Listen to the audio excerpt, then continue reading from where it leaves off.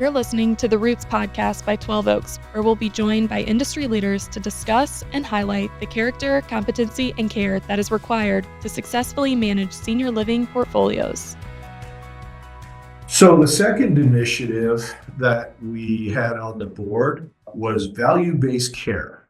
Value-based care is a very buzzy word you hear these days. Everybody talks about value-based care. And, we see the industry moving from the social model to the medical model. What positive impacts can the implementation of value-based care have at a community? Well, it's interesting. I am not our chief compliance officer and do not pretend to know as much about compliance, but it's important to us. And as this initiative, as value-based care has been brought out into the open to the forefront in the industry, this idea of wellness and health outcomes and reducing the need for care by better wellness plans, it fits right in with what we do in senior living. It lines up with our goals. It lines up with our wanting our seniors to thrive in community. So implementing it is an important step, and that's why it's one of our major initiatives for 2025 is to look at those ways, to pilot some programs, to look for opportunities that we can build on that and add that to the services that families and residents know that they'll get at a 12 Oaks senior living managed community. And when we look at, some of the projects under that initiative that we've already undertaken, in 2024, we were able to consolidate and standardize our electronic health records all under the August Health system. So that's an example of partnering with a trusted partner, August Health, and being able to roll out a standard system of electronic health records across our portfolio. So that helps us in terms of management, that we can obtain data from the same systems across our portfolio. Now, that was foundational. That was kind of step one. We knew we had to have the basic system in place that could provide us with the ability to efficiently manage the health and wellness of our residents, their care plans, and that type of thing. So from there, and you mentioned pilots, we have just signed a contract with Inspiron to pilot their system at 2 of our communities.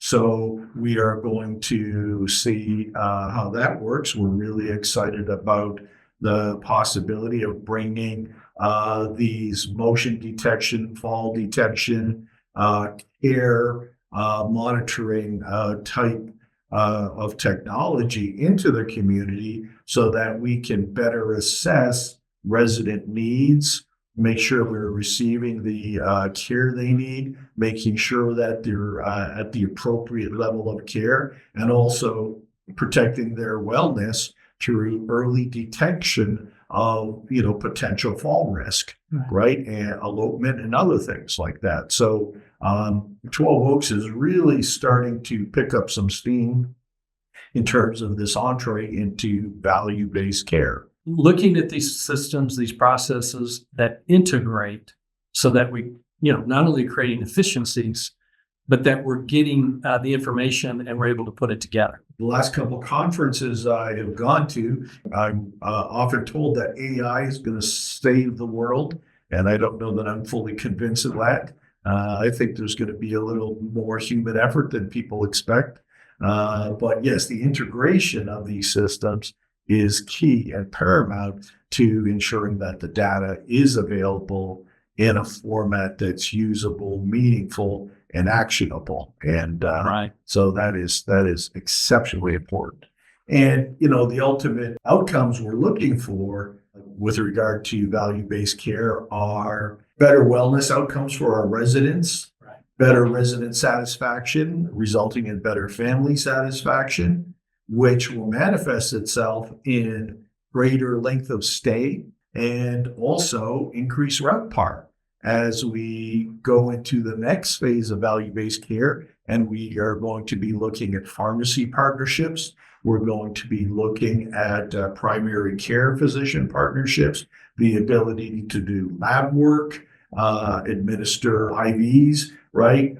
Perhaps mobile x-rays so that we don't have to have residents put out to emergency rooms, right? Where we can do some treatment in community, right? And that will result in better outcomes for our residents. Let's move on to the next and final major initiative that we have for 2025, and that's data warehousing. And that's kind of a big term, data warehousing, executive planning tools. Your thoughts on data warehousing, AI, and what the future holds for senior housing? Well, I wish that I was competent to speak on all of these, but I do know how important it is for us to have quality data warehousing. We even talked about a little bit earlier, when we were talking about value-based care, what we need to do in systems and how they integrate. So we need to know that, the data, the KPIs, the benchmarking, everything that we're looking to try to do is in one place. It's all integrated. It's available, that we program ourselves ways that our teams, because each one of them is going to use different data differently to determine, hey, what's going on at a property. We want to help our RVPs, who are regional vice presidents that are out in the field managing their, 4, 5, 6 properties. We want to make sure that they have accurate and up-to-date and current information that helps them, with the executive directors, make good decisions day in and day out with respect to the performance of the community. And so it starts with the data warehouse and the ability to put the information in there that is the right information that we then can put into a presentation, if you will, or a tool that we can use in the field.